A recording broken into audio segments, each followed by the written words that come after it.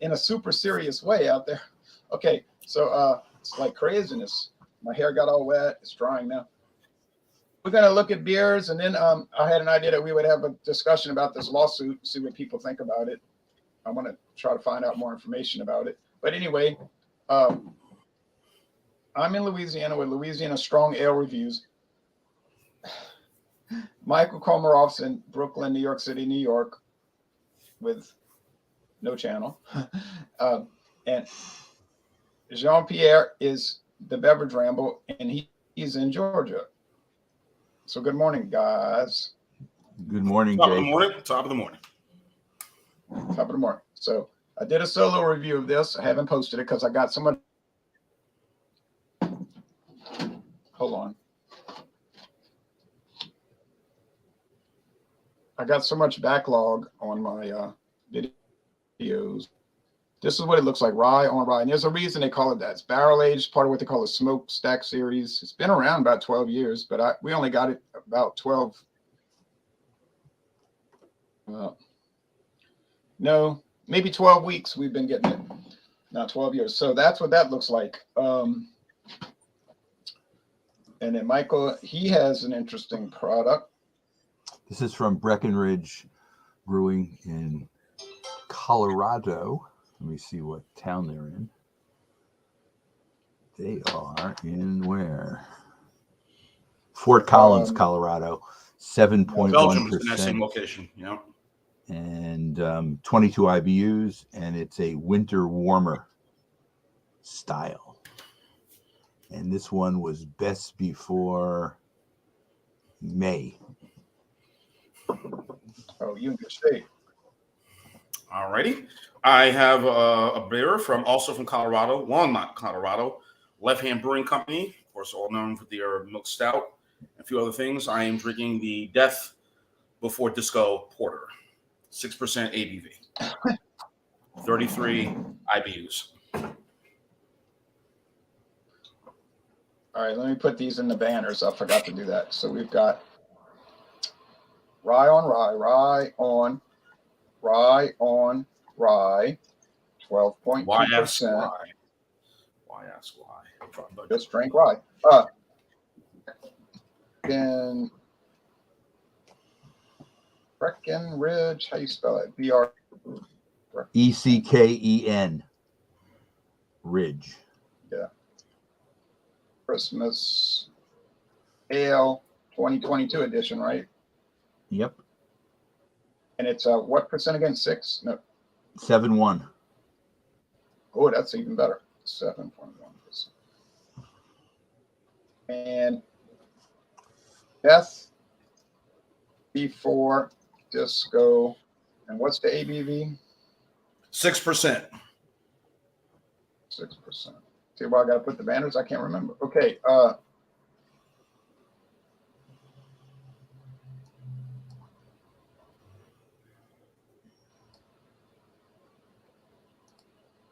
Here's the part where I break open the beer. Oh, price point. And me and my friend David got in an argument on air. Well, it's recorded, but it'll be posted later. But we were arguing about pricing. And he was saying, you shouldn't bring that up. You always bring that up. And I was like, wait a minute, hold on. I said, the people that watch the videos always asking me, what's the price? What did you pay? They want to know. You know, it's not like somebody's going to come give them the beer. I say it's a good reference point. I'm not obsessed with it. It doesn't affect the score, but it affects how you look at the overall value. And I don't see anything wrong with that. So we were arguing. He wasn't backing down. I wasn't backing down. All right. So there's Breckenridge, their brewery. Boulevard. And I don't know what y'all think about that price point, but this was $14.99 for the 4-pack, not the single. I wouldn't have dreamed of paying. So $3.75 a bottle. Not a bad price for craft beer. And for a barrel-aged one at that. So. Yeah. So here's this. You're right. So here's the story. 12.2% alcohol. It's 33 bitterness units. Rye ale. It's a rye, what they call a rye ale. You know, an ale that's using a lot of rye. It's not 100% rye. And then aging it for however long they chose to age it in rye barrels from a company called who's rye barrels? I just was thinking about it. Templeton Rye. So the guy said that I saw a video from like 12 years ago that Boulevard made. Oh, and by the way, here's how it looks. That is a deep orangey looking rust color, huh? Look at that rust red color.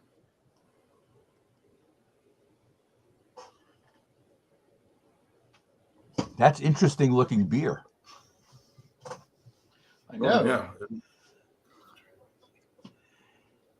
Let me block the light and see if it changes the appearance. Nah, it just makes it look darker. It's kind of thick looking. It's funny though, because it's not thick in the body, as my experience shows, and it's like a cream colored head or something. So what they said on the video was that the whiskey company approached them, like I'm telling you, like in 2012 or 2011 or 10, and said, hey, you want to rent some of these barrels from us, something like that. And they were saying, rye barrels? Well, okay. And they figured, well, we could make some kind of crazy beer with it, and they did it, and then people liked it. And they used to sell it in those big bomber bottles, but bigger than that, like a 25.4 ounce bottle with a cork and a cage. And, it was probably $20-something a bottle.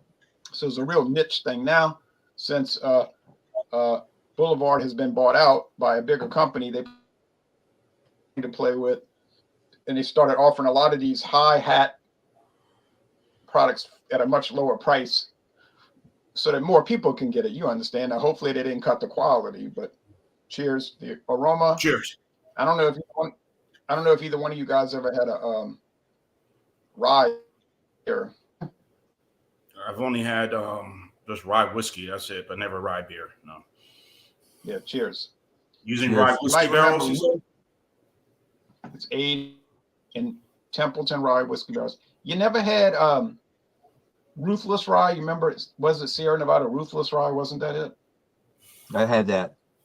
I have to look back in my videos to see if I had that. Not. I remember that. I've had that. I think I've even had the one you're having today, Jay, too, at one of my beer tastings. I didn't own it. Somebody else brought it. Oh, just sampled a little bit of it. Right. Okay, so the aroma is strong. The aroma is very strong and pungent. So if you don't like rye bread, for instance, you're going to hate this beer. It's so heavy on that spicy. And you ever notice rye is almost impossible to describe to a person that's never had it, because it doesn't really taste peppery. It doesn't really taste minty. Rye is just unique. So it's hard to explain it to someone, but it's got that aroma, those whiskey barrels. So cheers on the taste. Cheers, Jay. Cheers. Oh, if you hate whiskey, you're going to hate this. If you hate rye, you're going to hate this.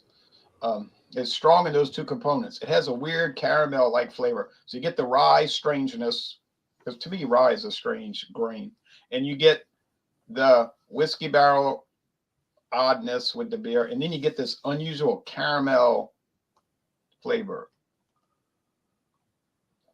like sugar caramel. I don't know where that's coming from. The body, it's heavy today, but when we drank it yesterday in a duo review, the body seemed kind of thin. Well, and there's sediment at the bottom of this thing. Maybe this bottle came from a different barrel, and maybe the other two bottles came from another barrel that was thinner. I don't know what their quality control. It's got some Belgian type characteristics. And Michael, doesn't Duvel Moutgat own Boulevard now? That yes, maybe they put in some Belgian component in this. Yeah, and they also own Ommegang too, right? Yeah. Yep. Ommegang is based in upstate New York, right? Cooperstown. Right, and with Baseball Hall of Fame. Yep. I had one of their Belgian.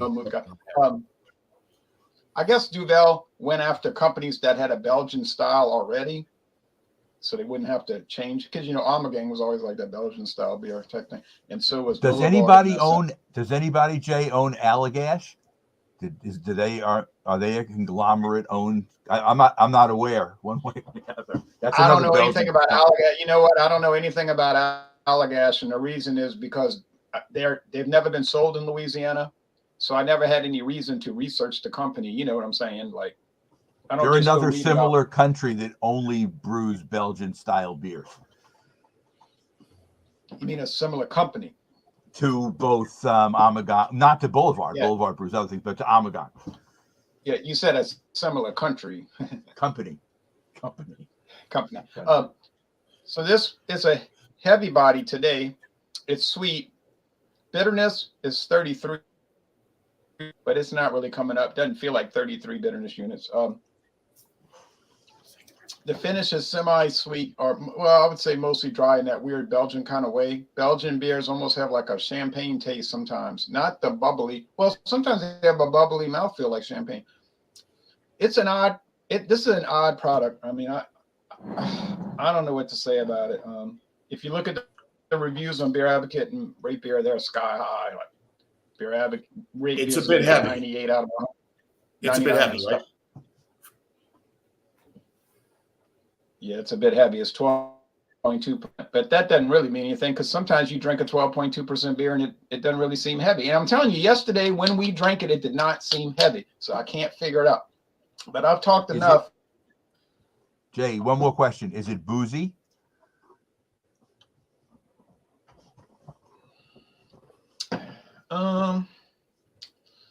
It's hard for me to say. I drank so many heavy products like alcohol, but it's barrely whiskey barrely, but I would not say boozy like you feel like you drink strong beer. If you drink the Schlitz High Gravity Gold Bull at 8.5, and Jean-Pierre knows what I'm talking about. Whoa, boy, that seems a lot heavier. Well, I don't know about heavier, but that seems a lot boozier than this at 12.2.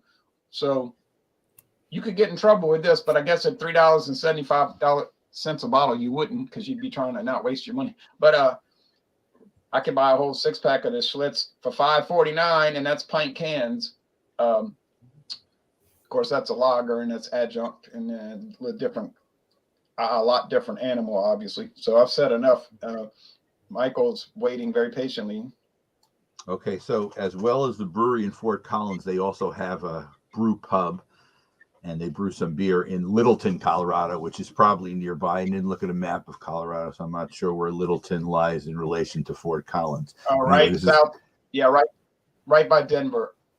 So this is what the bottle looks like, and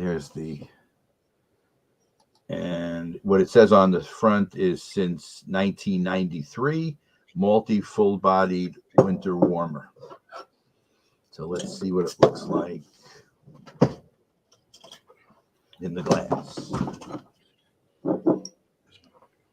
And Michael, I think as you know as well as I do that it was the original idea for this was Anchor, right? And now we've got Breckenridge and Abita. They all try to make their Christmas ale. Right. And it's a good idea because it seems like you've been doing a lot of winter beers, and seasonably, it seems like this is something which a lot of people do like. So in the glass, I guess what you call this is kind of like a reddish brown color. Yeah, it's rust. Clear rust color, and the carbonation is shooting up the top, very bubbly, thin, small bubbles. And the head is off-white, kind of almost like, it's not quite beige, but it's more, I don't know, mocha, like kind of a mocha look to it. Let's see. Let me get, what am I doing here? Okay. Almost like an amber color. Let me get a nose on it. You get almost like an orange marmalade kind of feel to it in the nose. What else is there? Some resin, maybe, some pininess. Very earthy, malty.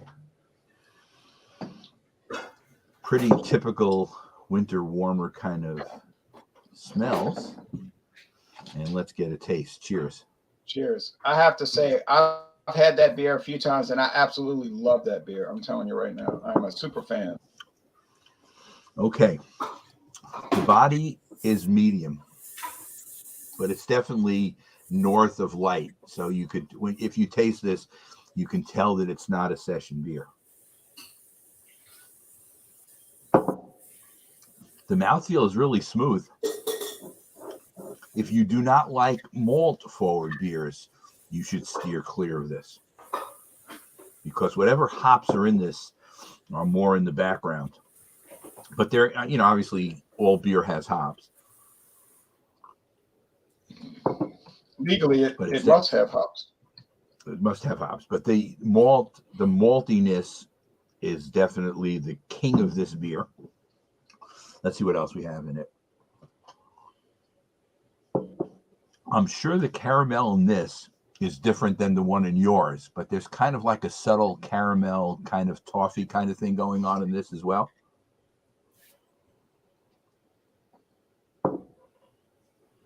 It's very drinkable. And to tell you the truth, I'm a person who does like the winter warmer style. I guess there are people who might find this beer to be too malty, and that would be a negative to them. People who like hop forward beers might not like this a lot, but certainly not for what it is, it's doing a good job. The carbonation is a little bit on the prickly side, but it's steady. And like I said, the beer is good until May, so it's relatively fresh. I don't know how these companies set their dates. Sometimes it's 6 months from when they brew it. I don't know for sure how Breckenridge does.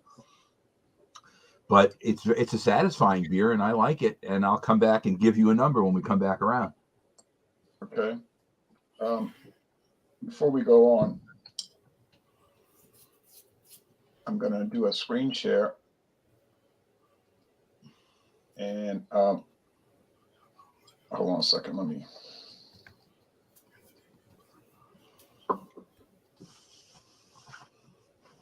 So, would you like me to do that? Show the company, then we'll do it. Okay, so you can read it because your vision's probably better than mine. No ginger or honey notes.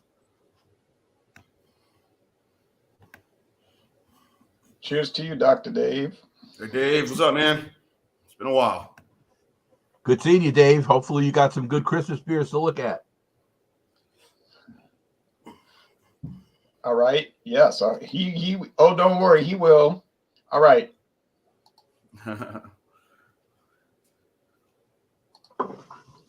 Now, can you see this website here? Yes. Yes, I do. Now, here's what I like about the Boulevard website. So they show you their featured beers.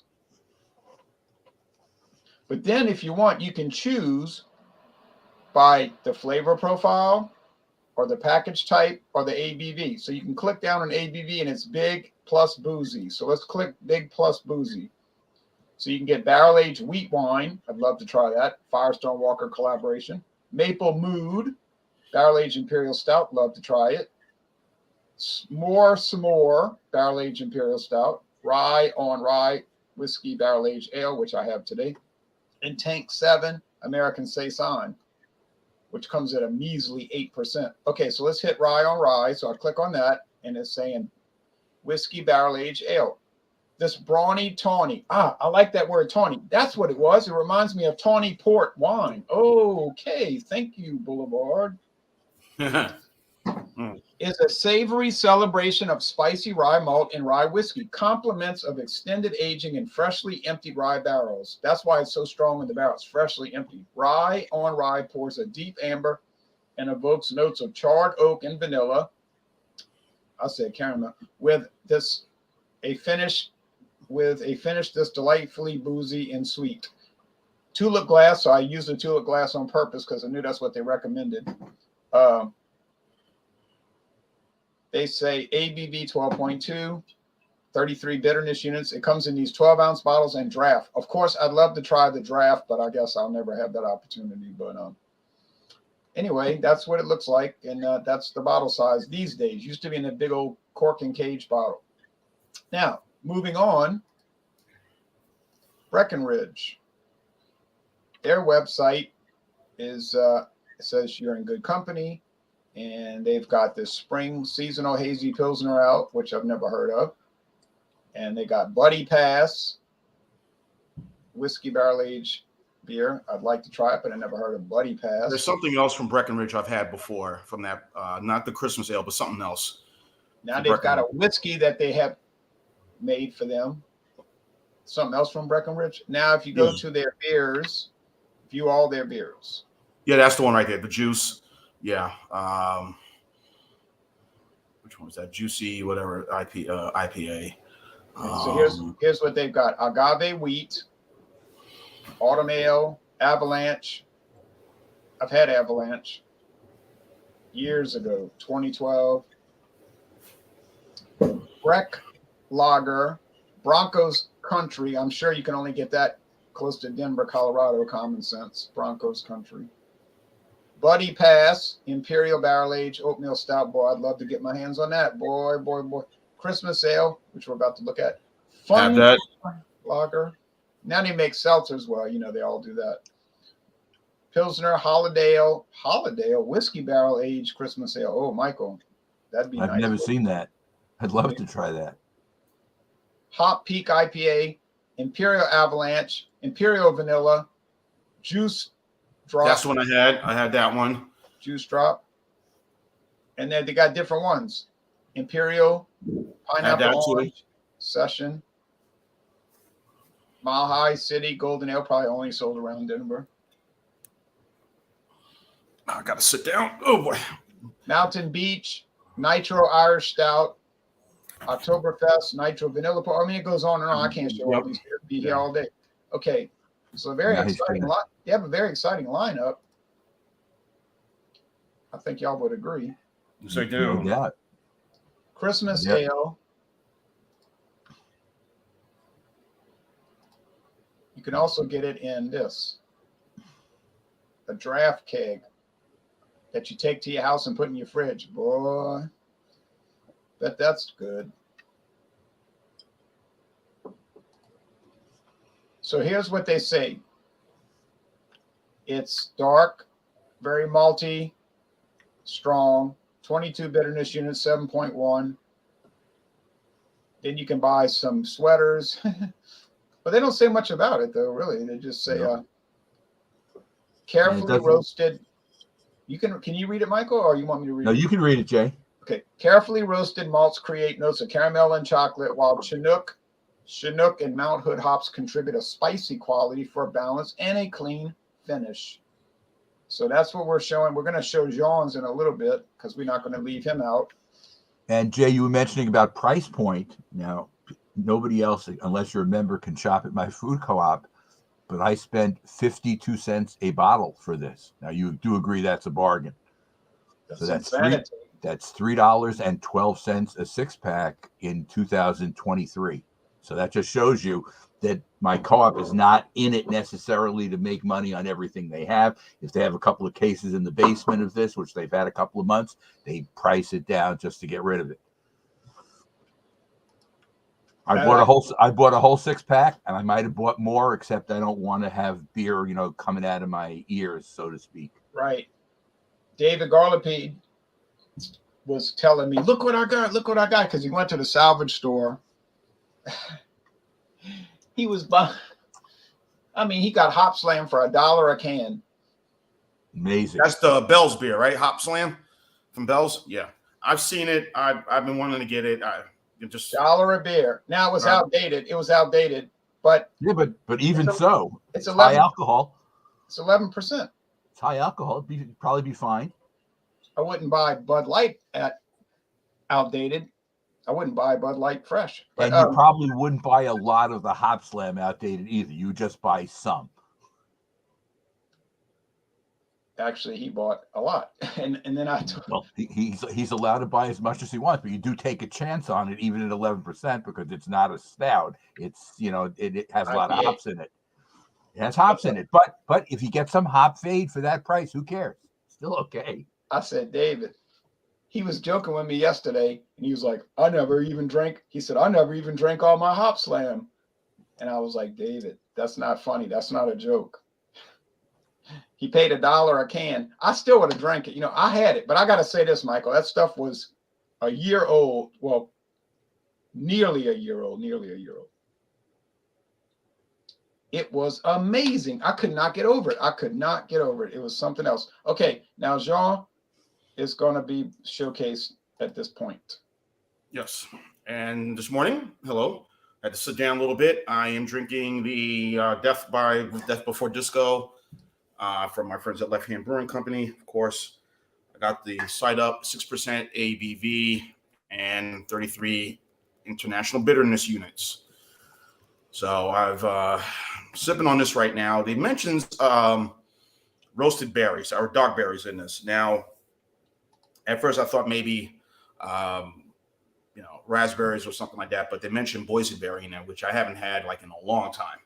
But I'm getting more chocolate, more of the roasted malts, and a slight hint of coffee in this one.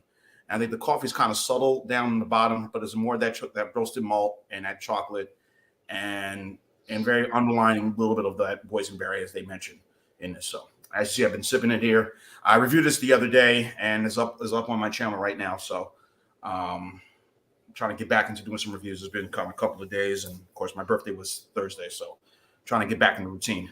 Happy birthday, Aquarian brother. Yes, sir. Yes, sir. Hey, so yeah, I sent you a happy birthday. Hey, Jean. Yes.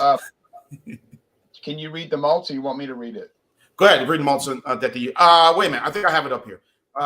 They use Turo Munich chocolate, Carafa, if I'm pronouncing it correctly, Carafa. Yeah, Carafa, and crystal malts, and using CTZ Cascade hops as well. So here it is. I've been sipping on it. Cheers, everybody. Cheers, John. Cheers. Really good porter. Really good. Again, the chocolate, the roasted malts, the coffee's there, and a slight of that berry, dark berry they mentioned in this. Not too bad. Of course, the other porters I feel are better, like Bell's or Founders. I think those stand out to me, but this one is pretty good. Yep. So a really good, classic, enjoyable porter. Again, as you know, I like this during this time of year to drink these, and I probably should have gotten another can. But only did the review and I only got this one. So hey, the store's open at 12:30, so I'm gonna do some shopping. So cheers, guys. We can tell wings and pizza hops do fade over time, and there's no question that the Hop Slam when it was original would be better. But for $1 a can, I would buy a lot of it too. Me too. Me too. About it, because how can you lose? Now I'm saying they fade theoretically over time. Now I'll give you an example. The Hop Slam I already talked about, that was unreal, and the IBUs were still high. I couldn't get over it. Then, secondly, this is years ago. I bought a 4-pack of, I don't know if y'all ever heard of Brewdog. Yes, I know it well. From Scotland. I know it well. They make a famous IPA called Punk. But this one I had was an Imperial IPA, and I can't remember what it was called. Not Punk. It was called like, I'll never think of it until I get off the air. Then I'll think of it immediately. They had it at Mathern's, and it was so out of date. I was like, I couldn't get over the age. I couldn't get over the age. And I said 5 years out of date, so it was like from some outrageous 5 years old. And I talked to the manager at Mathern's. I said, "Look at this beer, how old it is. It's unreal." He said, "Oh well, I'll give it to you for he gave it to me a real deep discount, like $2 a bottle." And you would hope they would do that. You hope they would do that because there's some beers in there that passes. Even 2 years old. I'm like, come on, dude. Oh, I remember it was called Hardcore IPA. and he could see nobody was going to buy it. So, and we don't get any of their beers anymore because they never did sell. So I bought those, and I thought this is going to be wretched, you know. And then one bottle, it must have had pressure building up in it because one bottle just tapped on the countertop. I swear, just tapped the countertop, and the cap blew off of it. Boom. And the beer was going everywhere. I said, oh, no, something wrong with this beer. I just expected the worst. So I couldn't get over it. How many did you buy? Well, just a 4-pack, you know. Okay. All right. That's a shot. And then I think later he gave me another 4-pack. He was just like, you want this before I throw it in the trash? Now, I know what answer Michael and John would give. Would you like this free beer before I throw it in the trash? Just stick it in my hand and thank you very much. Thank you. But it was really incredible. I could not get over it. The video still posted from 2012 that the hops were still there. They were strong, robust hops. I said, I can't get over this after all these years. But now, should a person take that chance every time? No, because most of the time you're going to be sorry and you're going to be stuck with mud. Well, we use this example. John Anilli has heard this story. You may have heard it. Is it Founders Devil Dancer, which is a triple IPA? Have you heard of it? Sure. Okay, so I bought one that was, I think, 18 months old, and it was deeply discounted, but I mean, it wasn't free. Like you paid $2 on those hardcore. This must have been when the regular price probably was around maybe $1.50, $1.75 a bottle. And I think I got it for like $1.25. So I got like 50 cents off each one. But it was old. Yeah. And what had happened to this, well, it's a triple IPA, high IBUs. I think it's like 12%. So what it became like a barley wine. Right. That's what David Garlipe always says. Because what happened was you didn't have your front end hop taste that you normally would get from that kind of IPA when it's fresh. But what happened was that it had changed into a barley wine, high alcohol. But the funny part was it was still very good. So whatever they had in it, whatever malt backbone they had in it that combined with the hops had taken over.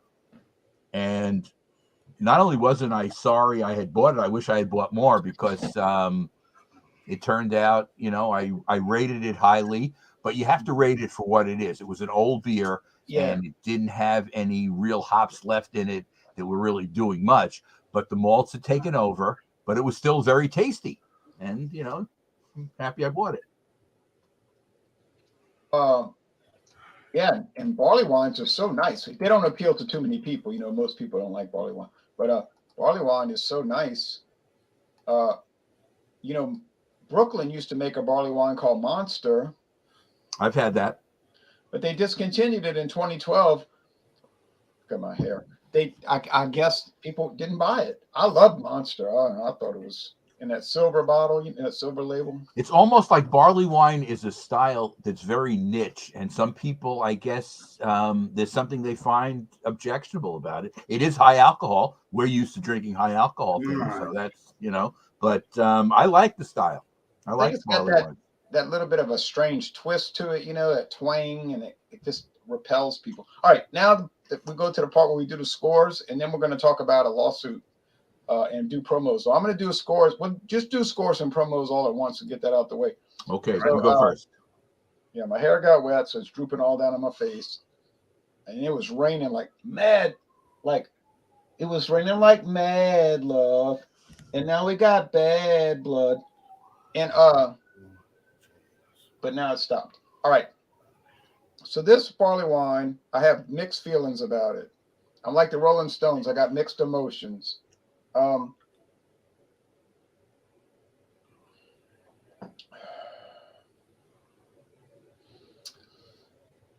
Like we said yesterday in our duo, that's going to be posted in weeks ahead. I'm so backlogged on my videos, it's not even funny.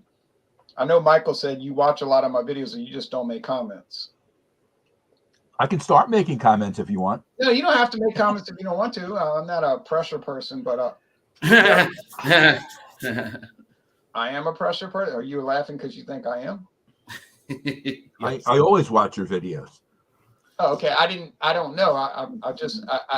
You told me in the past that you do watch them, you know. Nobody watch me. Hmm. John, I watch your video. I I'm watch your videos too.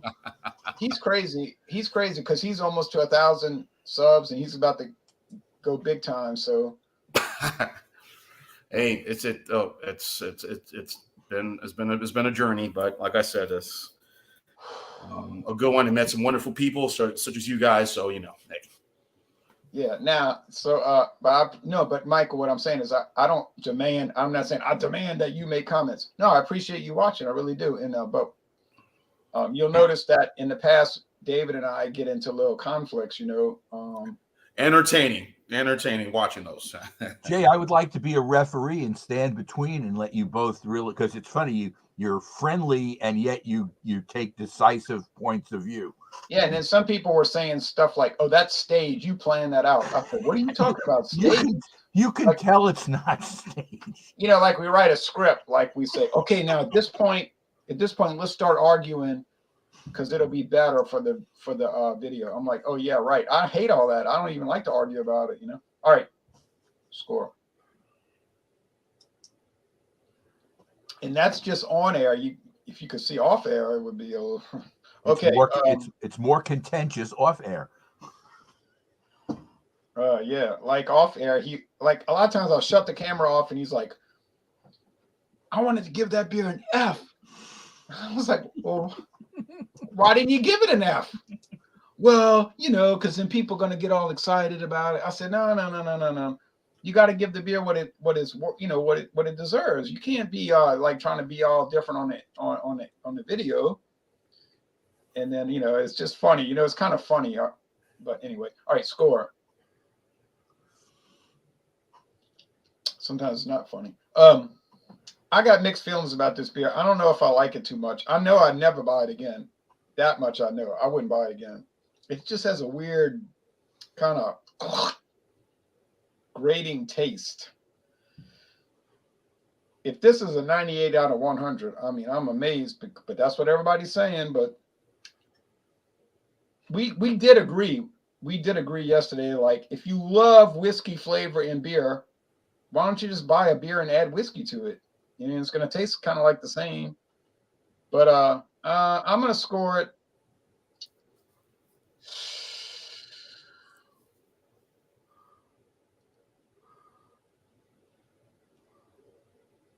I'm going to give it like a 90 out of 100. It's an A minus. I had a 92 at first, but I'm dropping it. It's just something funk about it. And now people are going to say 90. That's not a bad score. Are you cuckoo? That's a 9 out of 10. Yeah, there's only one little problem with that. A 90 out of 100 is an A minus. That's true. But I paid an A plus price. Now, when I'm paying A plus prices, 98 to 100, and the beer scores 90, I feel like I got cheated and I feel like it didn't live up to its potential. And it's sort of like a failure. That's the way I feel about it. Okay, I'm sorry, Boulevard. Don't come at me. Or come at me, bro. No, but you know, I'm sorry. I don't know what to say. Now, I'll tell y'all about some promos. We got this Wednesday, we got Joker's Wild Wednesday. Any beer, wine, or liquor, any milk, powdered milk, or bottled milk, juice, water that you want to bring. That's at 7:20, maybe 7:30 Eastern time.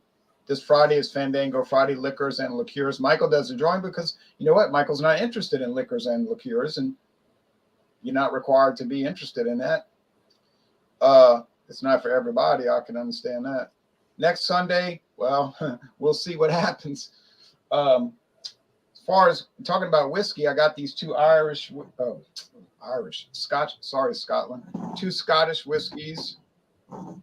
I got Glenglassaugh. This is expensive. It runs about $50 a bottle. It's a pretty bottle, isn't it, with the wooden cap and the cork? Very nice. But I got it at Savannah discount, not for $50. No, I didn't get it for $40. I didn't get it for $30. I didn't even get it for $20.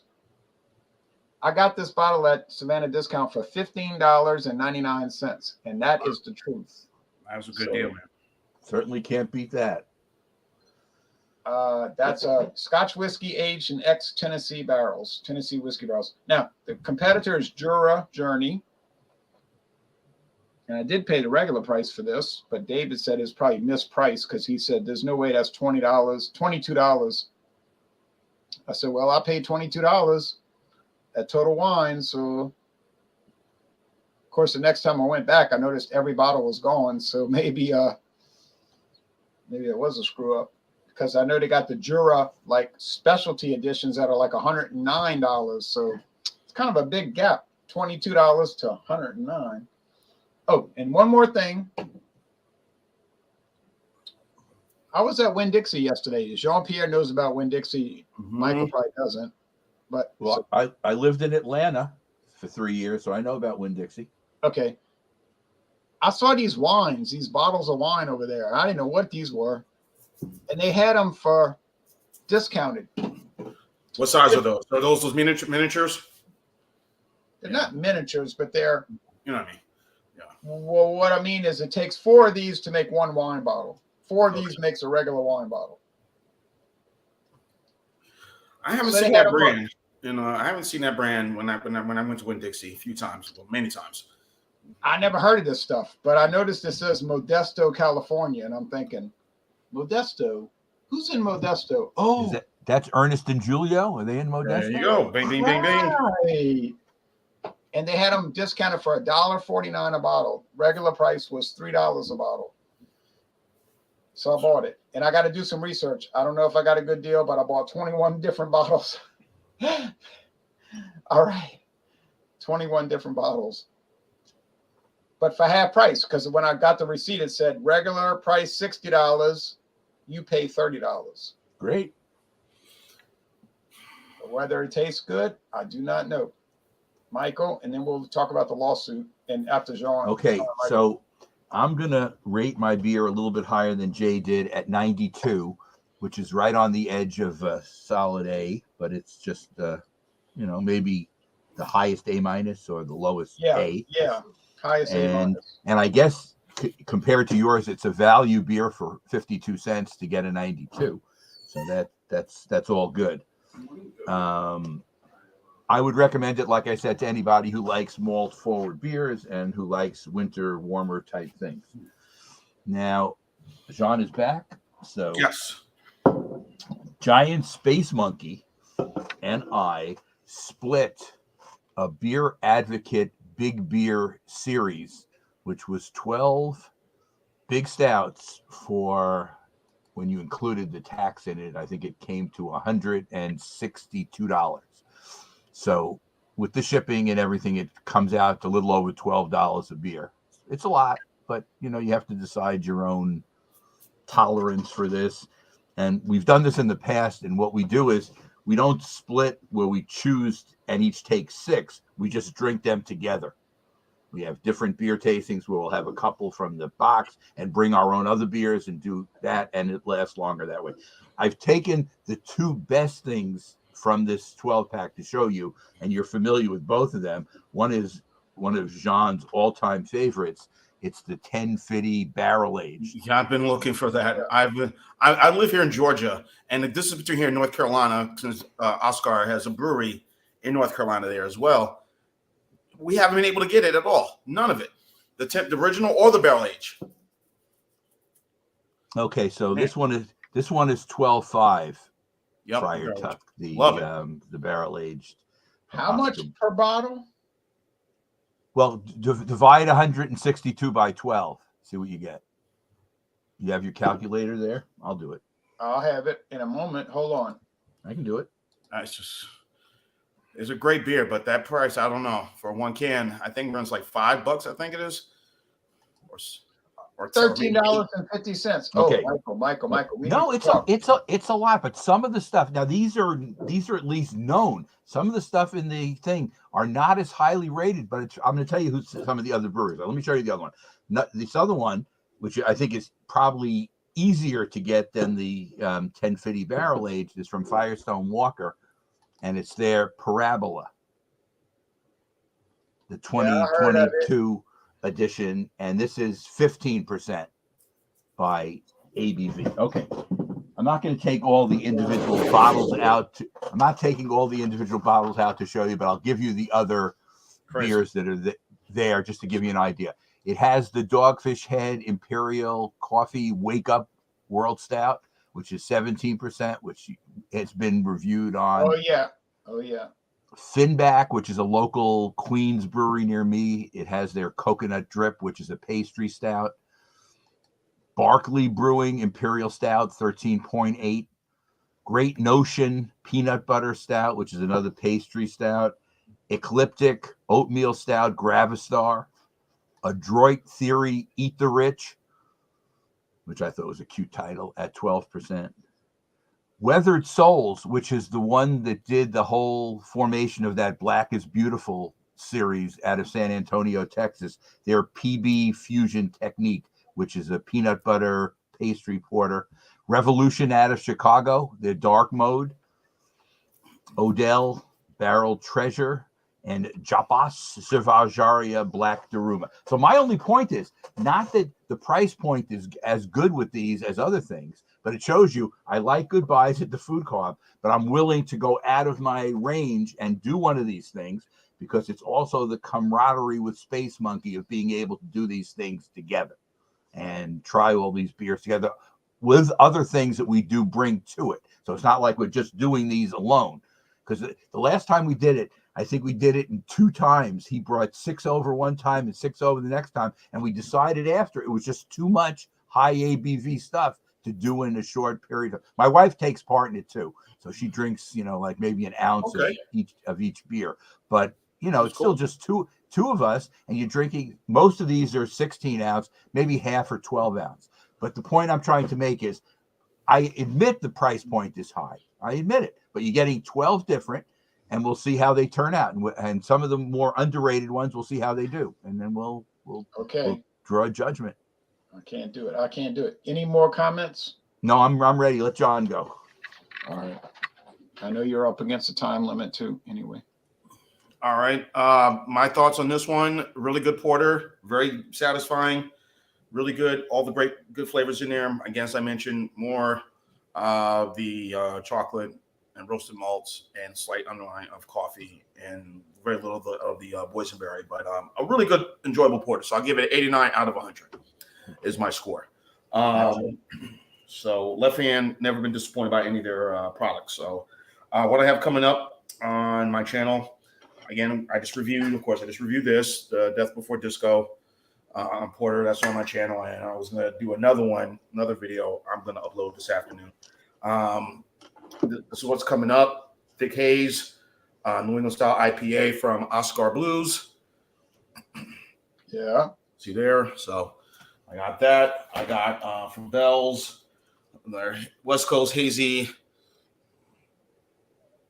Never seen it. So I have that coming up from Bell's. From Sierra Nevada, I got their Sunny Little Thing, their Citrus Wheat Ale. I've had that. Yeah, that's what I have coming up. No, I haven't. And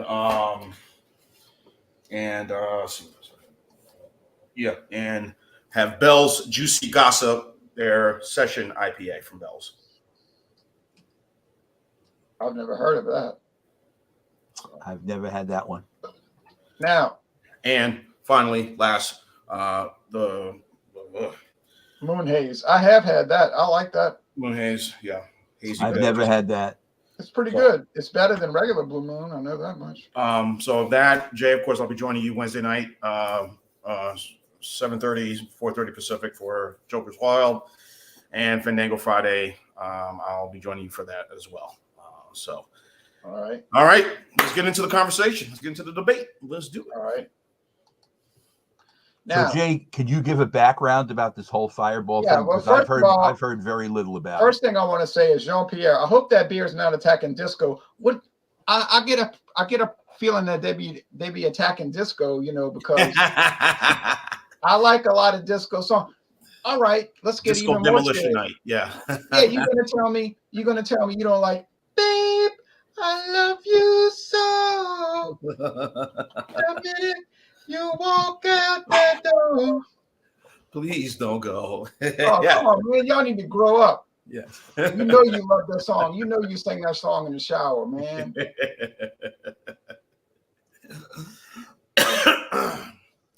All right. Anyway, don't get me started now on SOS. Don't get me started on Jive Talking. Yes, sir. Don't get me started on Dancing Queen. Hello, Isle of Fire. He's back. He's back. Okay, so here's the story. I'll showcase myself just because I'm talking. Back in 1984, remember that year? Back in 1984, a company called Seagram's, which has been out of business for over 20 years, they came out with a product called Dr. McGillicuddy's Fireball. It was a cinnamon flavored whiskey. Nobody bought it. Well, practically nobody. So that was just a big failure. The whole Dr. McGillicuddy's line was a big failure. Y'all might have heard of Dr. McGillicuddy's because they make like mint, Fireball, all this stuff. Still around. I didn't say it was popular. I said it's still around. So in 1989, 5 years later, they sold the whole Dr. McGillicuddy's line to Sazerac for an undisclosed price. I don't know what it was. It was a big sale. They sold Eagle Rare, 10-year age bourbon, Benchmark bourbon, Dr. McGillicuddy's, Canadian Hunter, and a whole bunch of other stuff. So Sazerac got this idea that Fireball was not being marketed correctly. Like nobody wanted to buy it. So they revamped it and they put this dragon looking person on it, like this weird looking devil on it, a demon, and they called it Fireball.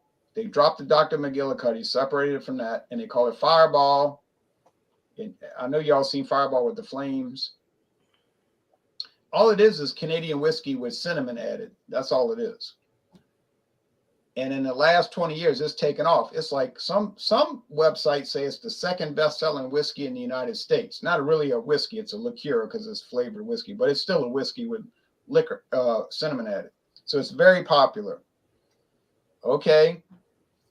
I tried it. It was, fine if you want to drink whiskey that's got cinnamon in it, which wouldn't really appeal to me, didn't appeal to me, but it seemed fine, Now, Jean, you know about this lawsuit. Somebody went to the liquor store somewhere like in Georgia. And you see in a state like Louisiana, you can buy liquor in any convenience store. Right. There's no rules against it. But in Georgia, New York, for instance, Texas, Mississippi, you cannot buy liquor except for one place only, and that is what? A package Liquor store. store. Or A liquor liquor store. Right. Okay. So in a state like Georgia or Mississippi, Fireball is not going to get the popularity it has in Louisiana, because in Louisiana, people go buy gasoline and get a bag of chips and they get a bottle of Fireballs. Liquor, whiskey. Okay. So what Sazerac did was they said, well, to get around that, we'll make a Fireball, but we'll use wine and malt liquor and sell it. It'll still be strong, but it won't be liquor because you can't sell liquor at the gas station. So for years now, they've been selling Fireball. They call it Fireball Cinnamon at different gas stations in New York, Georgia, Mississippi, Texas, whatever. Well, I'll show you the lawsuit now. We'll do the screen share. This happened about a week and a half ago.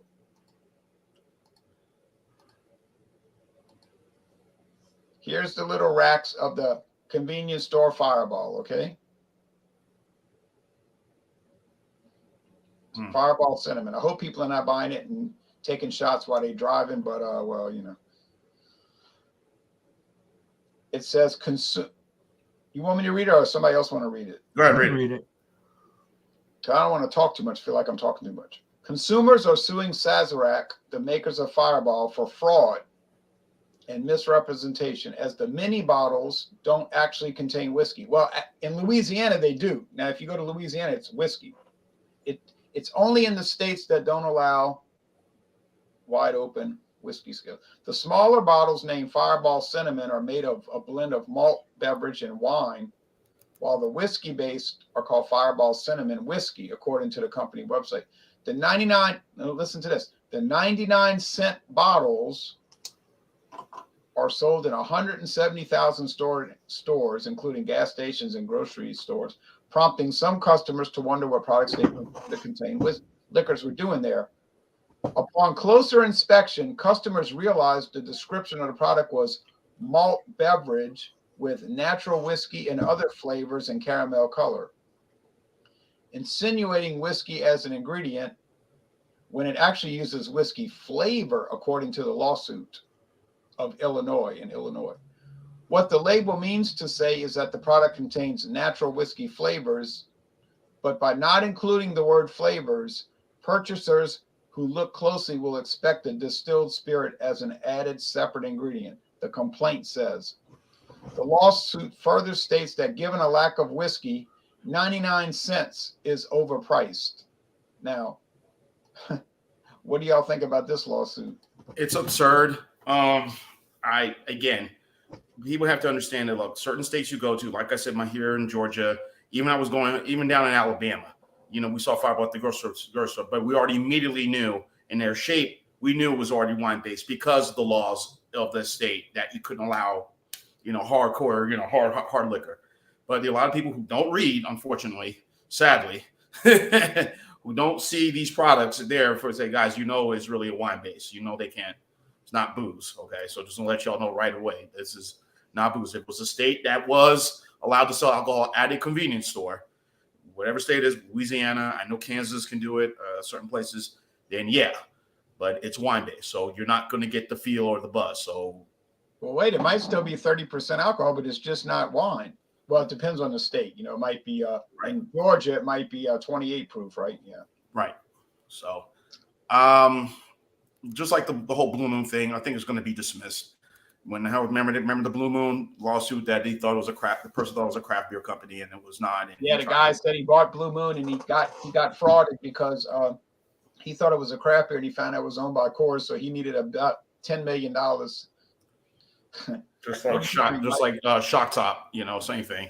Shock Top doesn't have his own brewery. No, man, it's made by AB InBev.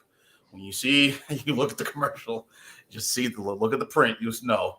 Friar Tuck says they still contain alcohol, quite a bit of alcohol, like close to 30%. What do you think about this, Michael? Okay, I'm not sure it's going to be thrown out because suits have been heard that were absurd before. So it's up to how the judge rules whether it makes any sense or not. It doesn't seem like it's fraud, though. It might be something else. It's not really fraud because they're not really trying to fool you. If they're putting on there that it's a malt beverage, then it's a malt beverage. So what they're saying is because they don't put whiskey flavor and they have the word whiskey in there, that's fraudulent. But I don't know if that really is. So it sounds semantical to me. But it depends. I don't know what the law is either. I mean, if you look at what the law is, maybe it would be a suit that would be heard. It might go to court. I don't know. Yeah, maybe the company is going to get in trouble because they didn't say natural whiskey flavor and other flavors. But this case is not going to have anything to do with your state or Kansas or any states that has the full stuff available in, convenience stores, gas stations, or whatever. It's only states like New York and Georgia where you have to get it in a package store. Right. No, I mean, I can go to a grocery store right here and buy a whole 20-pack of the little bottles of Fireball, and it's all whiskey. Well, of course, I would just buy the regular bottle because it's much cheaper per ounce. Right. But they get more bang for their buck by selling it in small containers because that way they get that price from every person. The person who buys the bigger size, whatever. It's funny, there's somebody at our beach club who she's known as the Fireball Woman.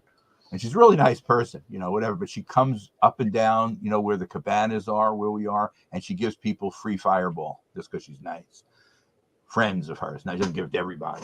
But we're talking about the full alcohol thing that you buy here in a liquor store. Not the malt beverage one.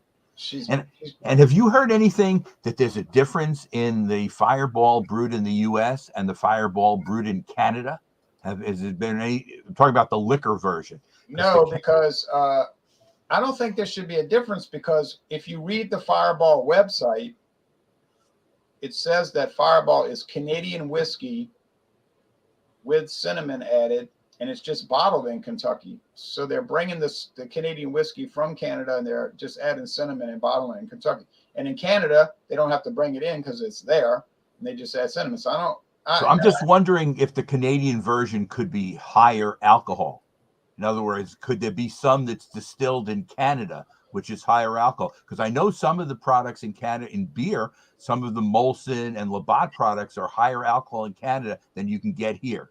Well, that's true. So I'm not sure if that's true with this or not. It's something to look into, though, because they could distill some of this in Canada at a higher, ABV, higher proof level than they do in the United States. It's funny because we're having a discussion about a product that none of us drink.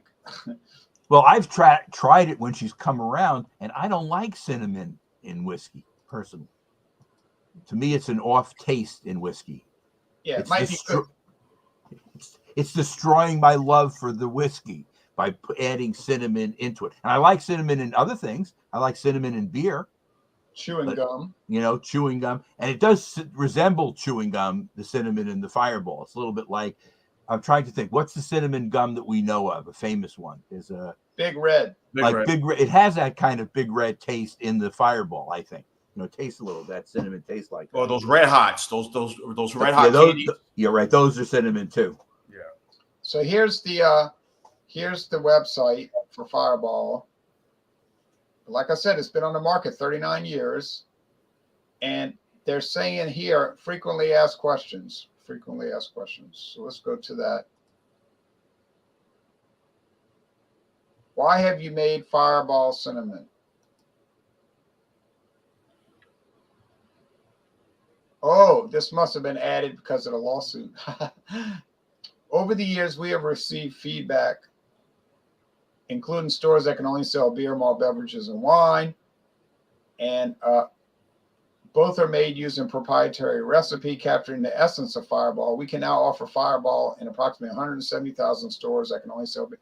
They must have added this recently. I don't remember seeing this before. Fireball cinnamon is malt base and wine base. This is all new. This is all new. Fireball cinnamon is 33 proof, whereas the whiskey is 66 proof.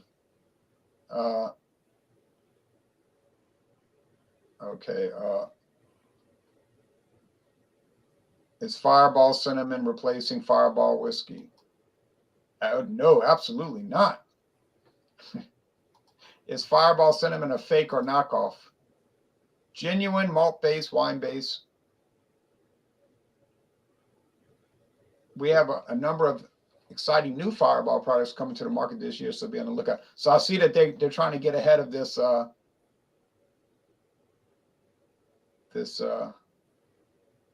lawsuit. So they're now this is the questions I remember. General questions. They used to be called frequently asked, but now the frequently asked are about the lawsuit. Where does Fireball come from? Okay, Dragon Slayer hearts. Okay. Anyway, it's Canadian whiskey with cinnamon added. We don't need to keep looking, but it's kind of interesting.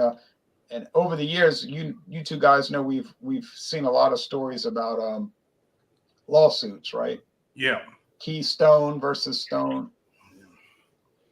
Which I could understand where Stone was coming from. Wasn't Stone sold to another company? Yeah, Japanese company. Ashi, right? The people make Ashi beer. Asahi. Sorry. What, Michael?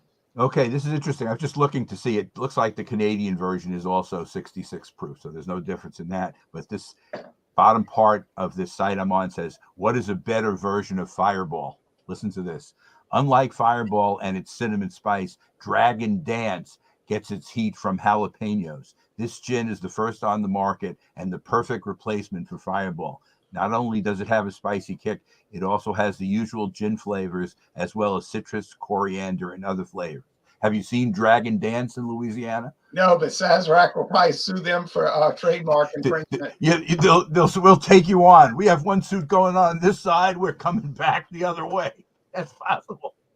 Look for Dragon Dance if you see it, just to get an idea what it looks like. I've never heard of it. Yeah. But So it's funny how the internet always has different alternatives on it, which is always cool to, just take a quick look and see what else is there. I agree. We still have, nickel deposit law in New York State. And it's funny, people still pick up cans, but now the bottles are so heavy, they just leave them and they end up going into recycling. So it's funny. Until the pandemic, Jay, I used to actually go and turn in my bottles and cans.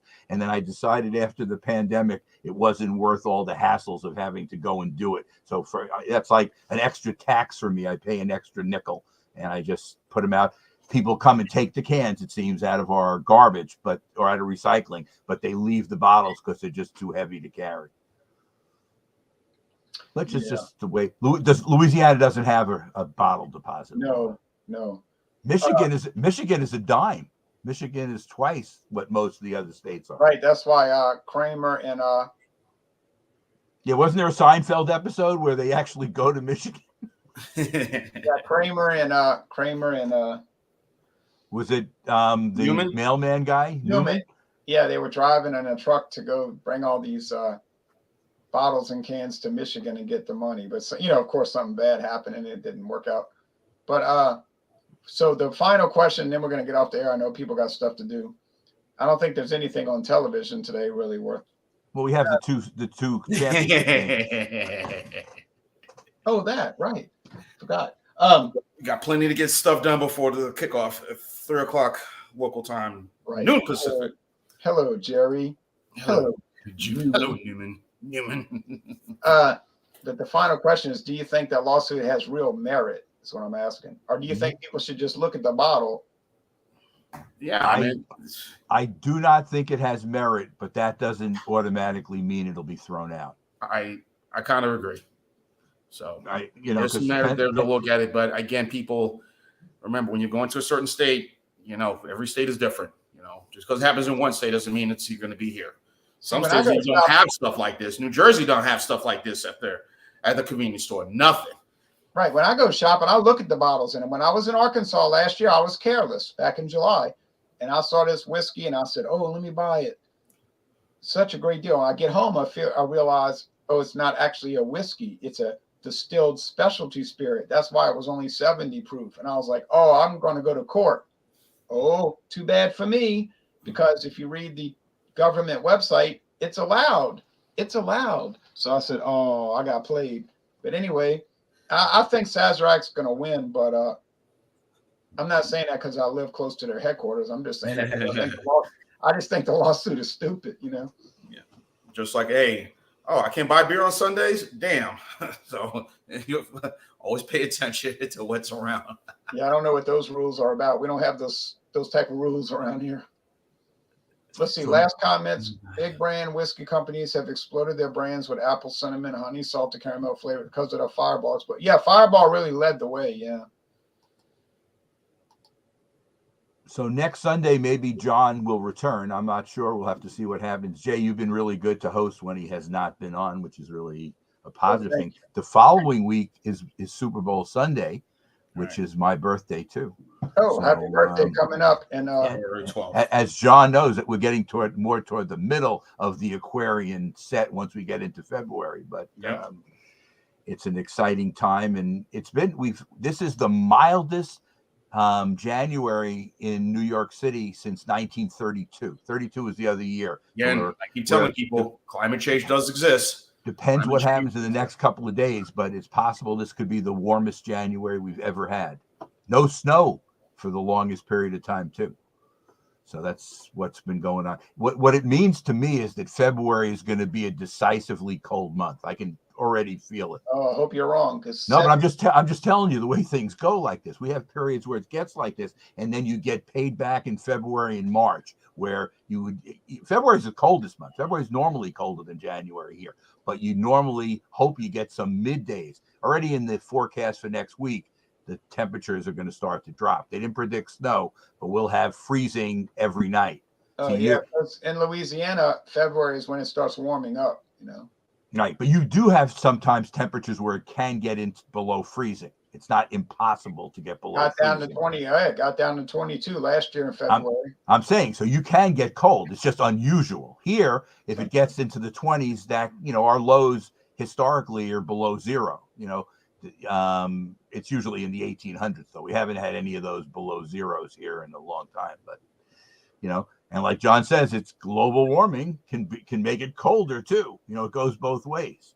Depends on how these fronts come in and what they do. I'm not a scientist Right. or a Depends on meteorologist, how to but conspiracy you want I'll to keep explain it. I'll keep in touch with everybody. And when I have these different beer things, you see them posted on the different sites, so you can see what we're doing. And got something going on with Giant Space Monkey tomorrow night, and then I have my regular Thursday thing on Thursday evening with my regular group. So I will post everything. And if you're noticing, you're seeing less and less stuff that you've seen, because we're getting a lot more North Carolina and regional stuff than we had before, which, it's, like anything else. It goes in cycles. And it's funny, Beer Man also tells me which ones he's had. And the last time he said none. So, I mean, it can, even though he can get the Bourbon County, but I guess he chooses not to buy them for whatever reason. Right. But he's also brewing his own stuff now too. Yeah. So, maybe whatever. But Ron, thanks for hosting. You're welcome. Maxwell, is chilly and rainy, but not too chilly. Might be 72 today. Okay, so going forward, I think when John and Illy host, it'll be Stout Sunday, but when I host, we'll do Super Sunday if people don't mind. That's fine. Because some people were complaining, I can't find stouts all the time, and I don't want to keep bringing the same stout. I don't want to keep. I said, okay, I'll do Super Sunday, and we can talk about topics that come up. It's fine. So you have to think up other topics that we can talk about, or we can think up other topics that we can. Oh, there's always something coming up. There's always something happening in the news. That's for certain. But keep in touch, everybody, and I'm happy to attend. Okay, bye, everybody. Thanks for joining. John, have a good week. And you too, Jay. Okay. Thank you. I will try. Y'all take care now.